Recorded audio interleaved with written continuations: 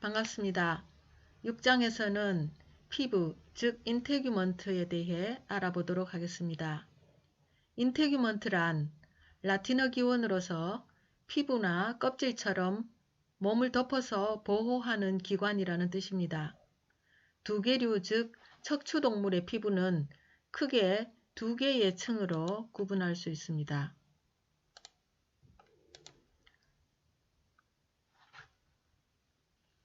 외층은 외배엽에서 기원한 표피입니다. 표피는 여러 층의 세포로 이루어져 있으며 그 아래에 중배엽성 기원의 진피가 두껍게 자리 잡고 있는데 진피 속에는 여러 가지 기능적인 구조가 들어 있습니다. 진피와 표피에는 동물군에 따라서 다음과 같은 부분에 있어서 차이가 있습니다. 첫째, 피부 선의 수와 복잡성에 있어서 동물에 따라 다르고, 둘째, 상피 최외층의 특수화 정도가 동물에 따라 다릅니다.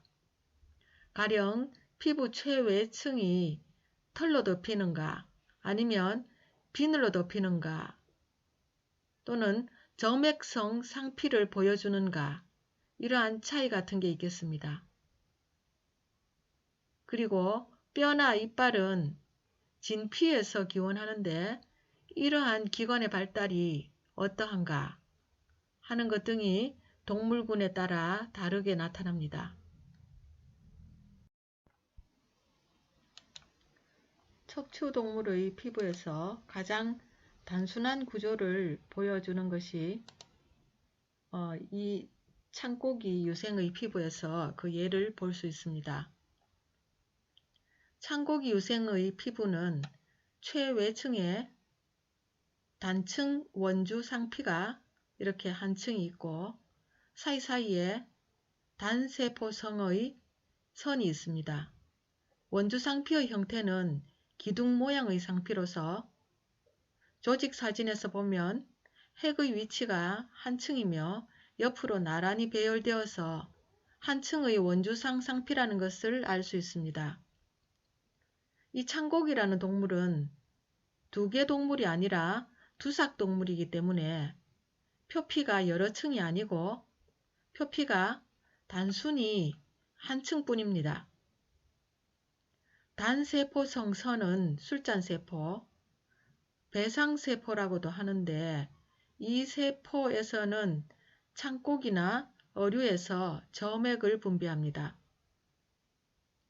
원주상 상피의 가장 표면에는 선모가 분포되어 있습니다. 이 조직 사진에서도 보면 가장 표면에 이렇게 미세한 선모가 분포되어 있습니다. 상피와 표피라는 개념은 동물에서는 혼용하는 개념인데 동물의 외피를 주로 상피라고 하고 그 중에 바깥층을 표피라고 합니다. 표피의 아래에는 진피가 있고 그 아래에 피하, 양서류 중 성체가 되었을 때에도 유생이 갖는 꼬리를 그대로 가지고 있는 것이 도롱뇽과 같은 유미류입니다. 도롱뇽의 피부 구조는 좀 더 복잡해서 우선 표피층이 여러 층입니다. 세포층은 핵의 위치를 보면 알 수 있는데 여기서 핵이 여러 층으로 보이기 때문에 세포들이 여러 층이라는 것을 알 수 있습니다. 표피의 표면에는 표피가 죽어서 각질화된 세포층이 있고 진피에는 점액선이나 과립선 같은 분비선이 발생하고 성숙하고 있으며 또한 혈관도 분포되어 있습니다. 진피의 바깥층이면서 표피의 아래쪽에는 멜라닌 색소포가 있어서 여기서 양서류의 다양한 채색을 나타내게 됩니다. 분비선의 발달 과정을 보면 분비선은 표피에서 기원해서 진피 내로 가라앉아서 성숙하게 됩니다. 성숙한 분비선은 표피로 도관이 연결되어서 분비하고 선은 퇴화됩니다. 진피 아래에는 체벽 근육이 분포하고 있습니다. 이러한 구조가 양서류의 일반적인 피부 구조입니다. 실제 조직 표본 사진을 보면 제일 바깥쪽에 스트라툼 코니움 각질층이 있고 여기 붉은색으로 여러 층에 점 찍힌 것 같이 보이는 다층의 표피세포층이 있습니다. 그리고 이 속의 층이 진피층인데 진피 속에 점액선 같은 분비선이 발달하고 있고 표피 아래의 진피의 상부에는 이렇게 색소포들이 검은색으로 나타나고 있습니다. 진피의 아래에는 근육이 보입니다.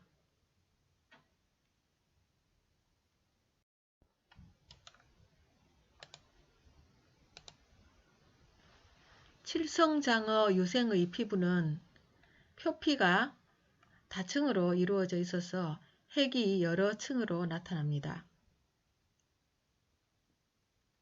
동물의 표피세포 모양은 비정형입니다. 표피 아래에 진피가 치밀한 구조로 나타나고요. 진피 아래에는 색소포가 분포하고 있습니다. 실제 조직 표본을 보면 이 부분이 여러 층의 표피이고 여기가 치밀한 진피층입니다. 그리고 이 아래에 색소포가 있습니다.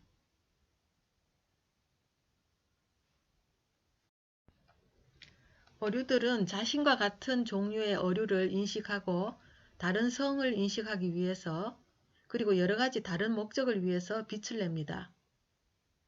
발광세포는 피부의 표피에서 발생하여 진피에서 성숙하는데 이 그림이 진피에서 발광기관을 성숙시키고 있는 모습입니다.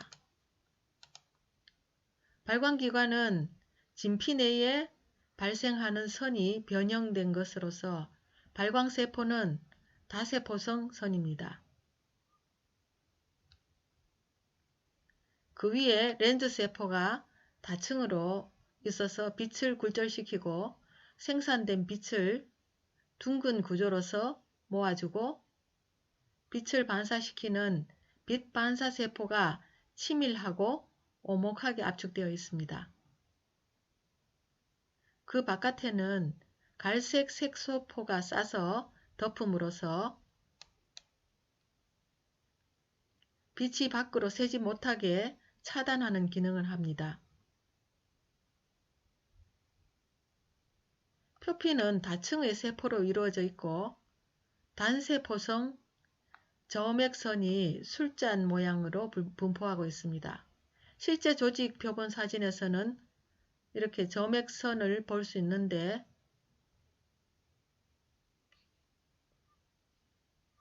점액선은 어류의 피부를 미끌거리게 해주는 분비선입니다. 어류의 발광기관으로 특이한 어종이 있습니다. 이 어류는 플래시라이트 피쉬라는 것들인데요. 눈 밑에 빛을 내는 박테리아를 담는 기관이 있습니다. 박테리아는 계속 빛을 내지만 물고기가 그 빛을 조절할 수 있습니다. 이 눈 밑의 빛은 심해의 어두운 환경에서 먹이를 찾는 데 이용합니다. 먹이를 찾으면 눈을 빠르게 깜빡여서 친구들에게 신호를 보냅니다. 한편으로는 이 빛은 적에게 경고하는 용도로도 사용됩니다. 이 어류는 적을 만나면 빛을 낸 다음 갑자기 방향을 바꾸어 잔상을 이용해서 적을 혼란시키고 자신은 도망갈 수 있습니다.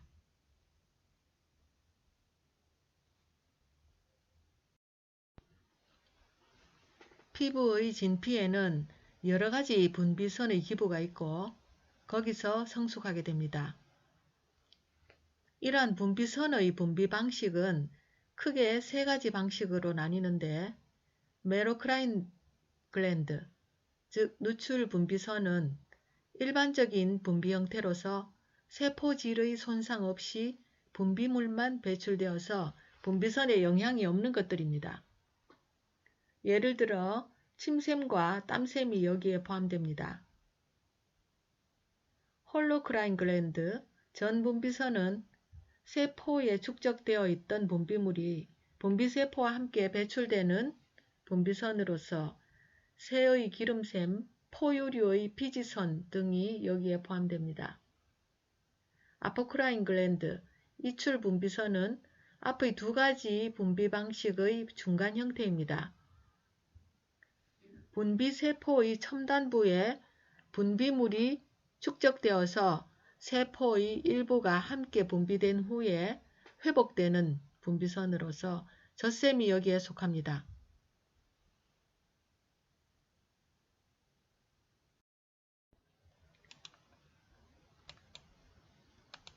분비선의 분비도관 형태적 특성에 따라 분류를 하도록 하겠습니다.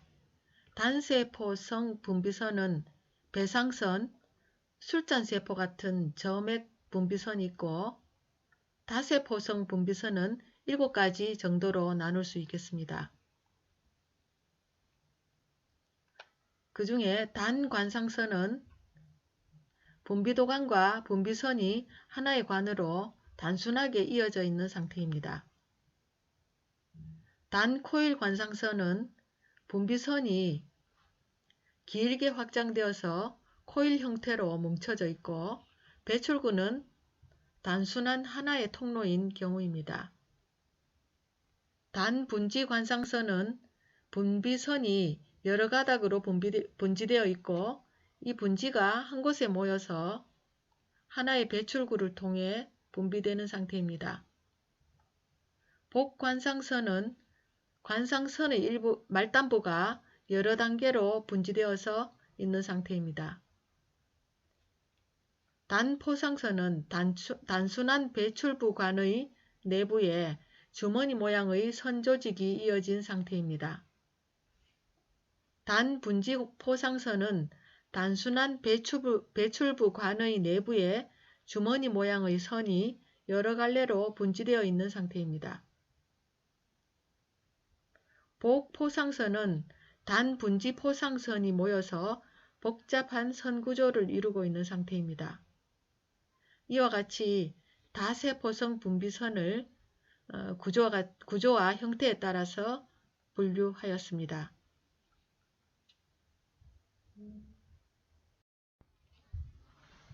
분비 물질에 따라 분비선을 분류하면 뮤커스 글랜드, 점액선은 어류의 피부와 포유류의 점막에서 볼 수 있습니다.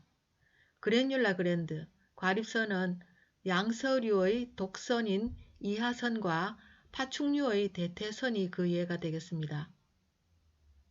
오일 글랜드, 기름샘에는 조류의 기름샘, 시바시오스 글랜드, 피지선, 세루미너스 글랜드, 외이선, 마이보미안 글랜드, 안검선 등이 있습니다. 땀을 분비하는 선은 슈도리페러스 글랜드, 한선입니다. 센트 글랜드, 향기선은 피지선과 한선이 냄새를 일으키는 경우 향기선에 포함시킵니다. 사냥은 발굽의 냄새를 맡고 다른 개체가 따라올 수 있도록 해줘서 무리 생활을 할 수 있도록 해줍니다. 스컹크의 항문샘은 경보 기능을 하고 수컷 사양노루의 항문샘은 페로몬을 분비하는 기능을 합니다. 유선, 즉 젖샘은 변형된 땀샘과 유사한 분비선입니다.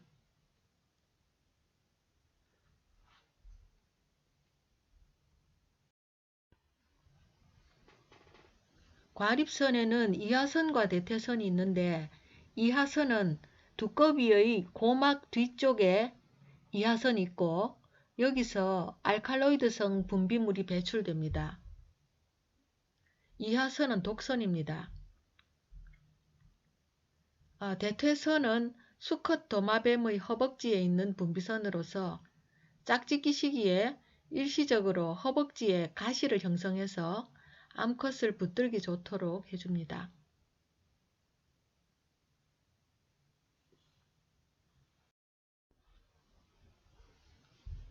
조류의 기름샘은 우리가 닭을 샀을 때 꼬리 끝에 뾰족하게 나온 돌기가 바로 기름샘입니다. 기름샘은 물에서 생활하는 조류에서 잘 발달되어 있습니다. 왼쪽의 펠리컨 같은 물새는 날개가 물에 잘 젖지 않아야 하기 때문에 깃털 방수가 매우 중요합니다. 펠리컨은 주둥이로 꽁무니의 미선, 꽁무니의 그 기름샘에서 나온 오일을 묻혀서 온몸의 깃털에 펴바릅니다. 그러면 깃털의 깃가지와 작은 깃가지 부분이 서로 잘 걸려서 깃털이 빳빳하게 잘 유지되면서 방수 기능이 좋아집니다. 그러면 새는 이제 날개를 펴고 말려서 방수가 잘 된 날개로 다시 물속으로 들어갈 수 있습니다.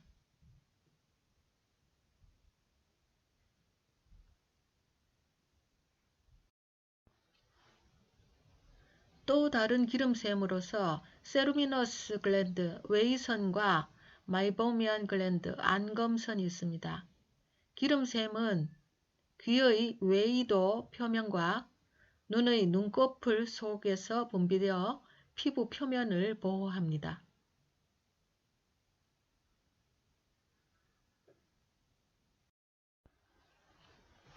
젖샘의 수는 동물에 따라 다르며 그 수는 자손의 수와 관련됩니다. 한 번에 많은 수의 자손을 낳는 돼지는 왼쪽 그림처럼 유선이 복부 전체에 분포하고 유두의 수가 많습니다.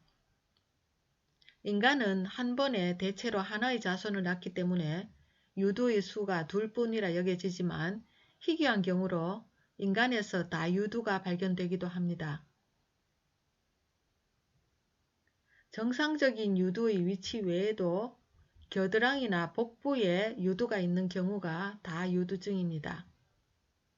다른 포유동물과 마찬가지로 인간도 임신 초기에는 모든 부가적인 유두를 발생시킵니다. 그렇지만 임신 4주째가 되면서 정상적인 2개의 유선이 더 두껍게 발육을 하기 시작합니다. 그러면 그 외의 유선은 퇴화시키면서 태아의 피부로 흡수되어 버리는데 이러한 퇴화 과정을 거치지 못하고 유두가 추가로 생성되는 경우가 있어서 이러한 경우가 다유두증에 해당합니다.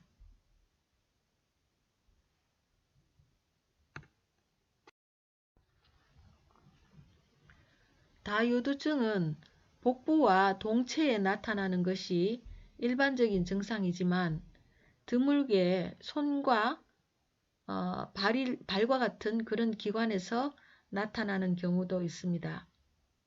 이 사진의 경우는 유두가 발바닥에 나타난 특이한 사례입니다.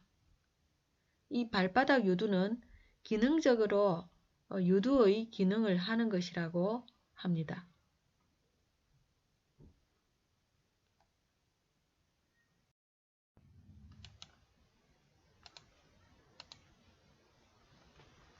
동물별로 유선과 젖의 배출구의 관계를 살펴보겠습니다. 유선은 기본적으로 복포상선이 일반적인데 오리, 너구리와 같은 단국류는 각각의 유선에 털이 연결되어서 그 털을 타고 분비물이 밖으로 번져 나오는 형식으로 배출됩니다.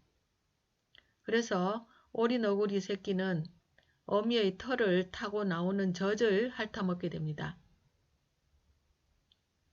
사람의 유선에서 생산된 젖은 각각의 유선 다발에 연결된 저장소에 모이고 각 저장소의 수만큼 출구를 통해 유두로 배출됩니다. 그래서 유두의 배출구는 여러 개입니다. 소나 양 같은 유제류는 인간이 젖을 짤 때 한 번에 많은 양을 쫙쫙 짜낼 수 있습니다.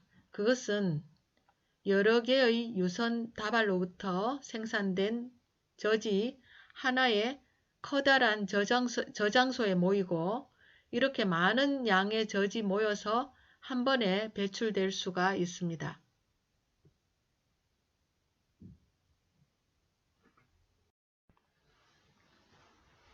오리너구리는 단공류이고 단공류가 새끼에게 젖을 먹이는 방식은 털의 분비물을 새끼에 공급한다 라고 앞에 설명을 했습니다. 단공류란 직장과 비뇨생식관이 하나의 총배설강을 형성하기 때문에 배출구멍이 하나인 그러한 동물을 단공류라고 합니다. 이 동물은 새처럼 알을 낳고 이 알이 부화하여 새끼가 나면 젖을 먹이는 특이한 포유류입니다. 이러한 단공류에 속하는 동물은 오른쪽에 있는 그림을 보시면 오리너구리와 바늘두더지 이러한 동물들입니다.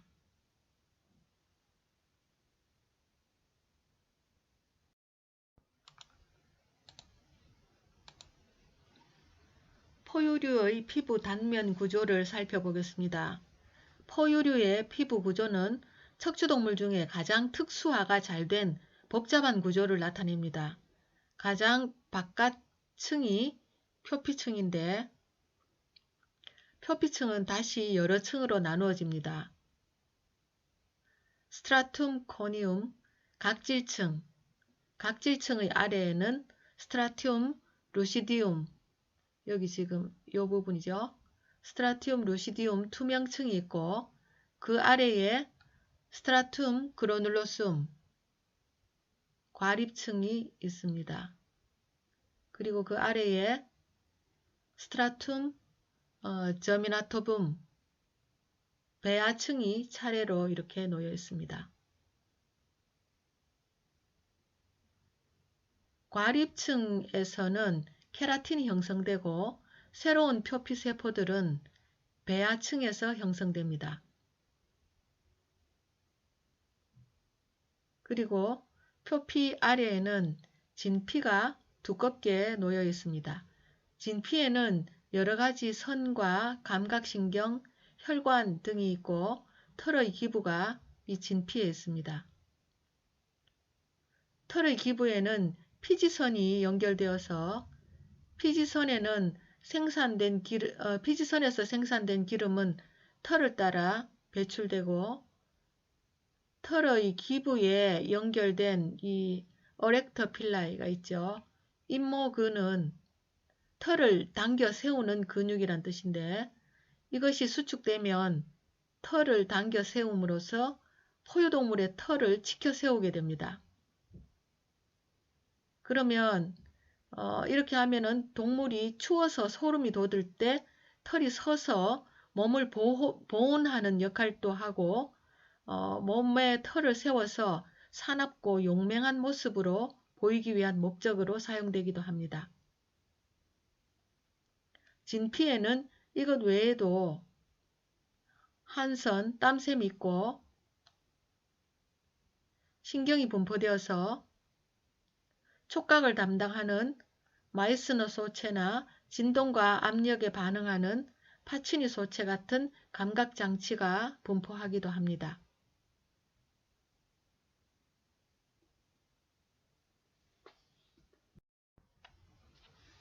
피부의 바깥에 난 피부 변형물에는 털과 비늘이 있습니다.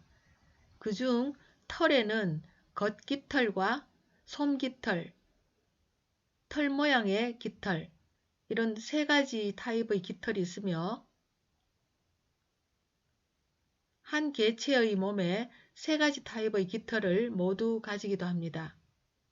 그중 솜깃털은 겨울 외투에 가장 많이 이용되는 부분입니다.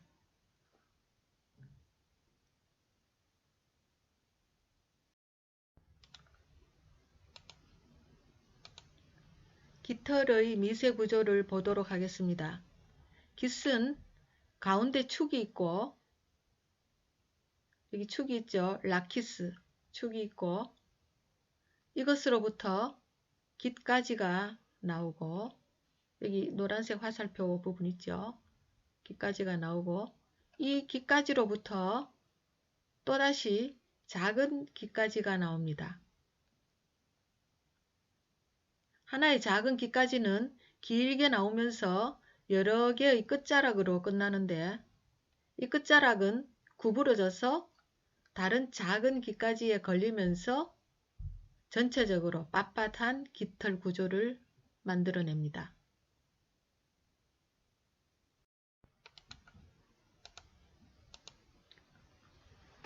다음은 또 하나의 피부 변형물인 비늘의 구조를 살펴보겠습니다. 비늘의 종류에는 코스미닌, 경린, 술린, 월린, 질린이 있습니다. 코스미닌은 가장 두꺼운 고대 어류의 비늘로 실라칸스의 비늘에서 나타나는 구조입니다. 이 코스미닌이 비늘의 기본형을 보여줍니다. 두꺼운 고대 어류 비늘의 단면 구조는 이 모식도에서처럼 비늘이 거의 뼈와 같은 강한 구조를 하고 있습니다. 제일 바깥쪽이 에나멜질과 상아질로 단단하고 반짝거리는 이빨과 같은 구조를 하고 있고, 그 아래에 해면골층과 판상골층으로 이루어져 있습니다. 판상골층은 골격의 치밀골에서 나타나는 하버스관과 골소관, 골소강, 골세관이 나타납니다. 이러한 구성 요소를 코스미닌을 모두 가지고 있어서 비늘이 두껍고 광택이 있습니다. 경린은 동갈치에서 볼 수 있는 비늘로 이 구성 요소들 중에서 판상골층과 에나멜질만 가지고 가운데 두 층은 소실시킵니다. 술린은 상어에서 볼 수 있으며 구성 요소 중에서 해면골층을 소실시키고 나머지 요소들을 가지고 있습니다. 그런데 현생 어류는 이러한 요소들을 소실시키고 얇은 판상골층과 섬유판만 남아서 얇고 유연한 비늘을 만들게 되었습니다. 현생 어류 비늘에는 동심원의 나이테가 있는 월린과 줄무늬가 있는 질린이 있고, 각각 연어와 농어가 이러한 비늘을 가집니다.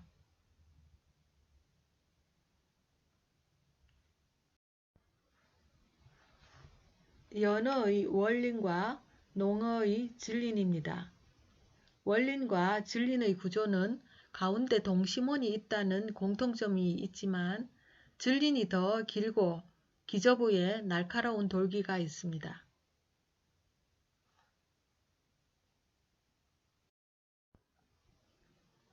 어류 피부와 비늘의 조직 사진을 보여주고 있습니다. 비늘은 얇고 진피층에 박혀 있는데 그 위를 표피층이 덮고 있습니다. 표피층에는 점액선인 배상세포가 많이 보입니다.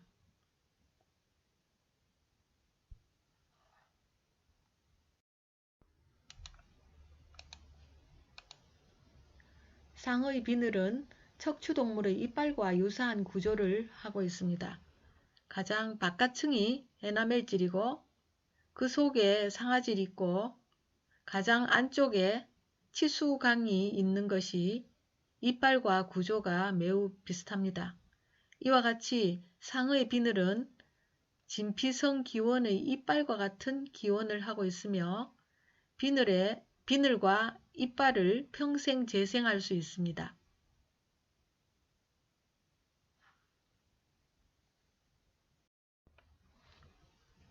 어류의 비늘 나이테로 나이를 측정할 수 있습니다. 지금 이 사진의 비늘은 월린인데 이 비늘은 나이테가 비교적 뚜렷하게 보이기 때문에 어류의 나이를 측정하기 쉽습니다. 점 하나의 간격을 1년으로 해서 이 어류의 나이는 약 10년으로 측정이 됩니다.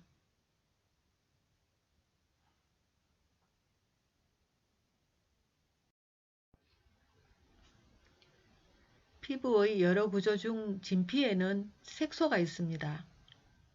색소의 종류에는 에리스로포아, 적색 색소포, 멜라노포아, 멜라닌 색소포, 이리도포아, 진주빛 색소포, 크산토포아 또는 잔토포아라고도 하는데요. 황색 색소포가 있습니다.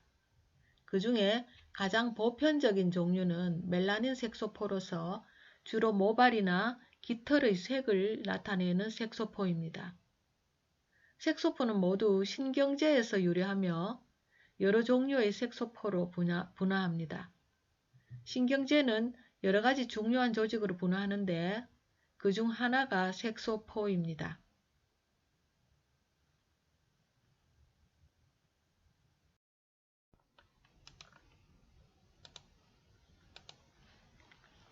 이 내용은 피부의 분화와 발생에 관련해서 참고로 여러분에게 안내할 내용이니까 한번 들어두시기 바랍니다. 신경제란 신경주름의 말단 세포로서 신경관이 둥글게 합쳐진 후에 신경제 세포들이 몸의 배 쪽을 향해서 이동하면서 중요한 조직들을 분화하게 됩니다. 어떤 중요한 조직들을 분화하냐 하면 척추신경의 배근신경절,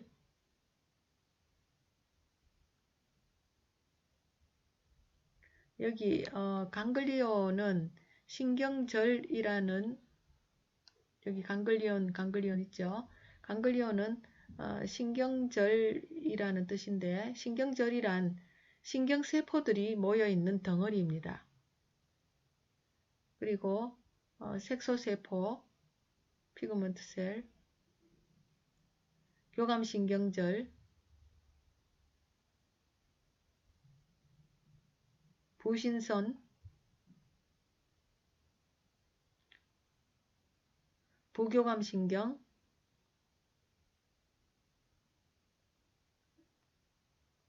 그리고 척추 앞 혈관망, 부신수질의 크롬 친화세포, 교감신경절의 다극신경, 그리고 신경세포의 여러 부분을 분화시킵니다.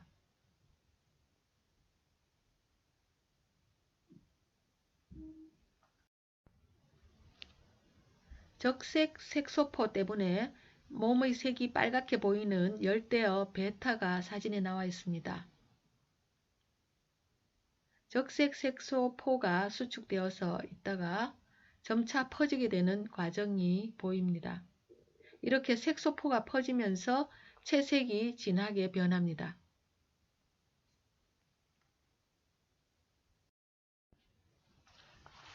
사진에서 오징어 피부의 멜라닌 색소포가 작은 점처럼 수축해 있는 곳은 연한 색으로 나타나고 진한 곳은 별같이 생긴 멜라닌 색소포 내에 색소 가립이 흩어져서 검은 모양을 나타냅니다.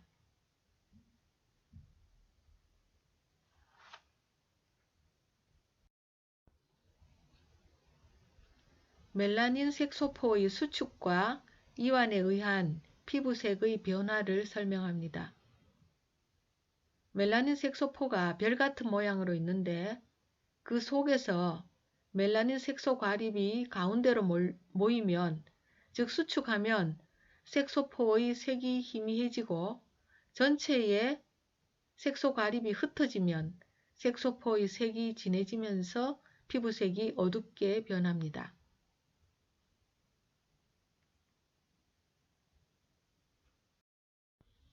진주빛 색소포는 아름다운 푸른 광택을 나타내는데요. 이 색소포가 나타내는 색은 다른 대상에게 경보를 하거나 자신을 보호하기 위한 위장색을 띌 때, 그리고 혼인색을 띌 때 효과적으로 이용됩니다. 지금까지 척추동물의 피부 해부학에 대한 여러 가지 내용을 살펴봤습니다.